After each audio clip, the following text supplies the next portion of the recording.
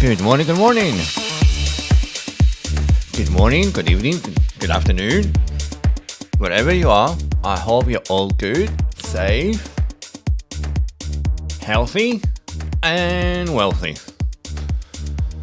Right, okay. Today, we're gonna speak about trend lines. I know that I'm using horizontals and the gangster sweep, etc. But I've seen a lot of people that are still using and they stick to the trend lines, which is not a bad idea, right? I'm not against it. So today, this video is for these people that they stick to the trend lines. And I would like to demonstrate for them to observe something very, let's say, it's not a method, but it's something that everyone is deleting the trend lines, okay? So I want to give you an awareness that maybe you should keep the trend lines, even if they don't seem to be effective at the current time frame that you're looking at, okay? So, welcome, and let's have a look what's going on with the charts. Today we're going to speak about Bitcoin and trend lines, obviously, but I cannot ignore this fact here, what's going on today. So that brings a lot of anxious to people. So Bitcoin's coming down again. Okay, so people probably are selling because they want to go and buy Christmas presents. I don't know, maybe. Someone he wants to buy a Lambo, or a yacht, or an apartment. I don't know. Holidays to Dubai. I have no idea. Okay, so let's have a look. So I'm going to draw a range of the previous impulse, and this is the area that is stopped and it came down and bounced here, right? So that was an impulse, and then it ran out of space and it did a decent correction. So expand that to the left, expand that to the right, fix that a little bit the bottom side. Here it is, around these levels. The top one is around these levels. So here we are. So Bitcoin is going back to the range, November range. Is that November? Yeah, that started in November, and this from this half part here, from this point onwards, it's December. You had a couple attempts to get out, okay? You came back again, hit the middle range of the range, and then after that, another attempt. That was a good one, all right? Broke out, retest, continuation, it broke the previous structure. That was a good strong sign, okay? And then it dumped it. So every time that we have FOMC meeting, everything, it's, oh dear, yeah, every time we have these kind of meetings and speeches, and you know, this is what happens. Anyway, I assume that a lot of people got very excited that Bitcoin got, you know, above 100, and now they're trying to step on the brakes. That's what it is. Anyway, okay, so keep in mind all that range, okay? Keep in mind that maybe Bitcoin is going to come down to this bottom of the range, right? And then we'll see, okay, what's going to happen afterwards. Now, if you go to even a higher time frame, maybe let's go to the daily. Let's have a look on the daily. Right, here's your range. You can make, on the daily, you can make it a bit wider. Somewhere around there, okay? So that's the last top with a big correction, okay? These are small corrections. This is a big correction. So this is the bottom of the correction. So go bodies to bodies, right? So this is what you want to see with Bitcoin. If Bitcoin's going to lose the range, then there's a higher possibility and probability that it's going to go after the imbalances, okay? Now on this way down, because it's going quite fast, it's creating more imbalances above as well. So you have liquidity up here and imbalance. So this is for you for the future to remember where do you have imbalances, okay, and liquidity. Right, that's it about ranges. Watch out for that range. And now let's go back and speak about the trend lines. Do you delete your trend lines, or shall you keep them? That's a nice question, and let's do a small demonstration about this. So I'm gonna remove the range. You know what's the range, okay? If you wanted to have a look at it, pause the video, go back and have a look at the levels. And a matter of fact, if I select the range, you have the two blue highlighted numbers. So the top of the range is 98,896 and the bottom is 91,996 roughly. Okay, now you know the numbers. Okay, now for this exercise, because in trading you need to observe a lot of things, so we're going to do another nice observation. For this exercise we're going to go to the weekly. Okay, why? Because we need to go all the way back where Bitcoin all started it. Okay, here we are, and I'm going to expand all the way down to 2011, and you see this big spike. That's what we're going to use. Okay, I don't see any other big spikes, so the big spike was back in 2011. I'll try, but it's very, very small, very tiny. Okay, now for the sake of this exercise, I'm going to use the raise. Okay, and I'm going to connect that spike with the next spike. Okay, that's how simple it is. Now I'm going to move along.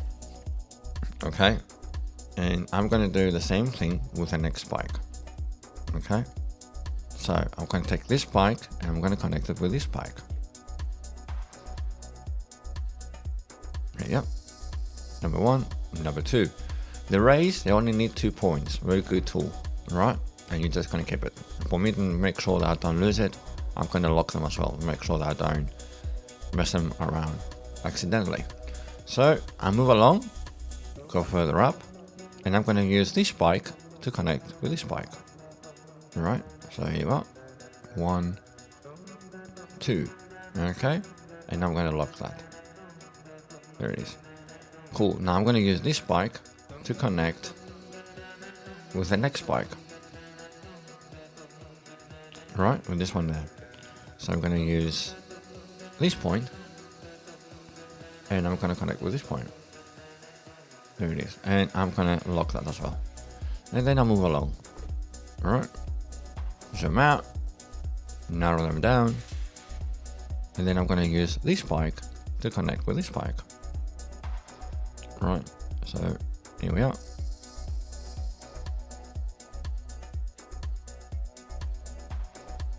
I think I grabbed the wrong spike. Here it is. Nice and clean. Lock. Now I'm going to connect this spike to this spike. You get the idea, you get the drill. And I just need to make sure. Okay, and I'm going to lock it. And this is because it's still ongoing. I cannot use that as yet. Okay, so we got how many? We got, let's have a look. How many we have? 1, 2, 3, 4, 5, 6 trend lines. Okay, so zoom out a little bit and have a look. What do you see? Okay, what do you see? I think we missed one more. There's one more as well.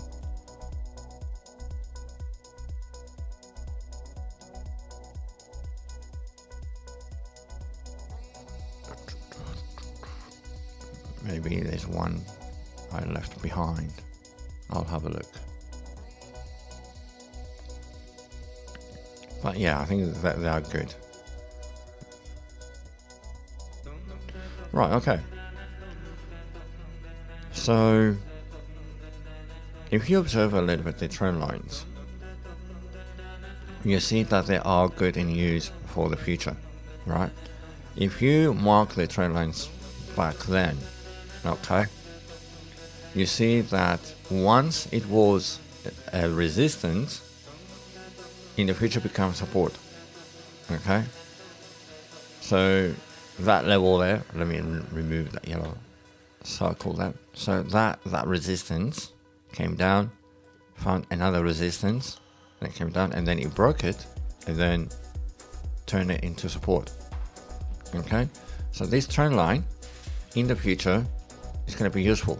So you have support here, support, flipped, resistance, resistance, and then it flipped it to a support here. Okay, Another one, moving forwards, so to say. You see that it found a big resistance here, a big spike down. Then it broke it, went all the way up, came down, and found a support. Support, lost it a little bit, reclaimed it, lost it, resistance. Okay. Coming forward, you see that he's fiddling around with these levels here, trying to break it, trying to stay above, fighting, lost it, and then touch it again as resistance, resistance, resistance, resistance, resistance, and then he flipped it. Okay.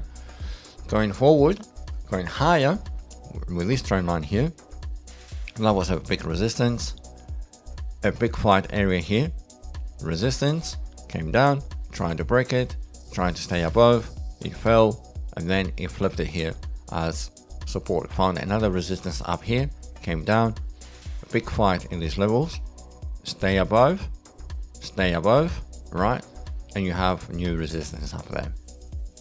Coming down, and you see that the trend line that was drawn way back in 2012 or 13, 15, you see that again is acting as support. And this trend line, it acted here as resistance, and then it flipped it as a support. So strong trend lines, I think it's best not to delete them. Okay, it's best not to delete them. Can I use another trend line down here? Possibly.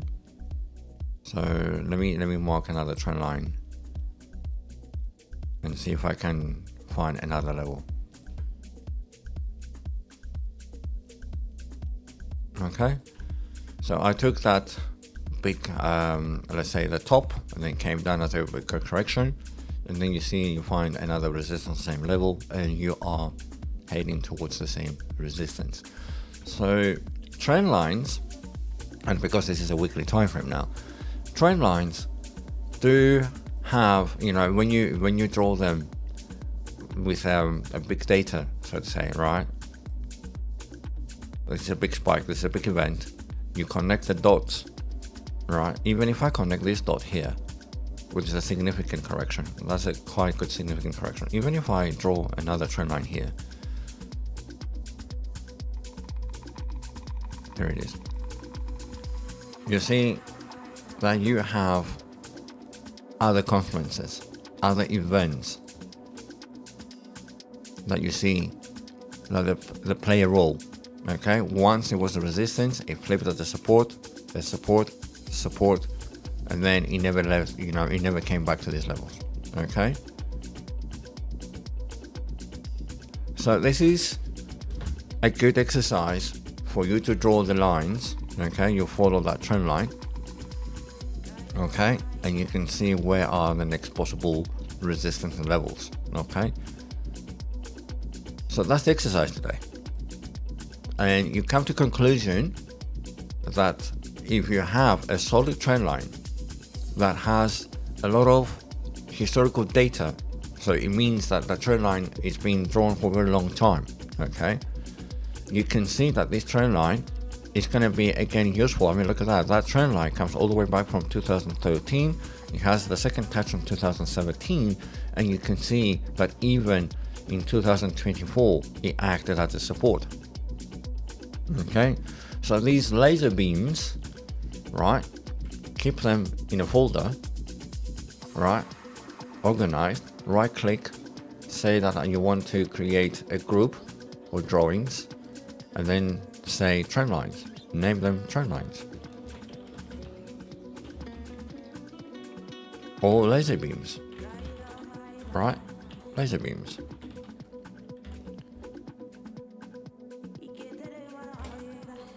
No, that's not right. That's supposed to be the correct way, no? How do you spell laser? Okay, there's no I. Alright.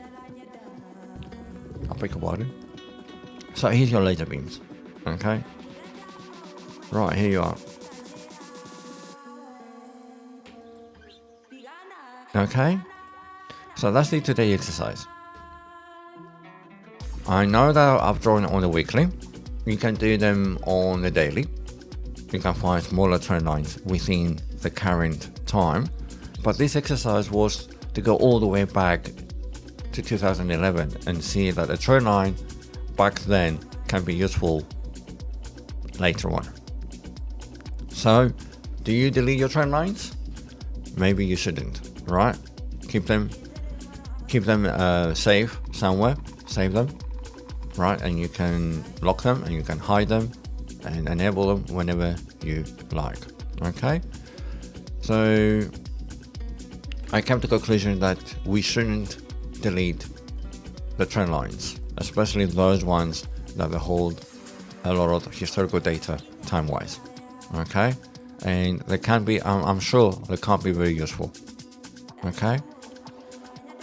So that's it from me today, folks. Not a very big video, just a small video, just an observation to the markets that sometimes TA with long historical data may be useful in the future. So keep these trend lines in a safe place and then, hide them and then enable them when you need them, okay? So with the trend lines, there is the next possible support. That's going to be down here at 91, 92, right? Maybe we're going to hit here and then come back later. Okay. I hope you find value. I hope you like this video. If you do, thumbs up, comment below, and I'll see you around. Have a nice one.